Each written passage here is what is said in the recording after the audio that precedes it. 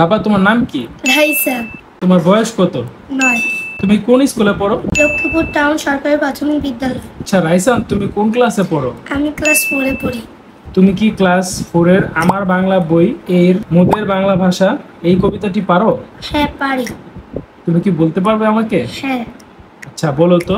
মোদের বাংলা ভাষা লিখেছেন সুফিয়া কামাল।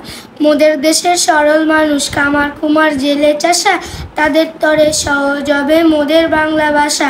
বিদেশ হতে বিজাতীয় নানান কথার ছড়াছড়ি, আর কতকাল দেশের মানুষ থাকবে বল সহ্য করি।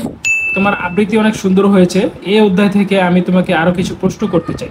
তুমি কি সেই উত্তরগুলো দিতে পারবে? হ্যাঁ আমি চেষ্টা করব। আচ্ছা তাহলে শুরু করা যাক। আমার প্রথম প্রশ্ন, লোহা দিয়ে জিনিসপত্র তৈরি করেন কারা? কামার। আমার দ্বিতীয় প্রশ্ন, মাটি দিয়ে জিনিসপত্র তৈরি করেন কারা? কুমার।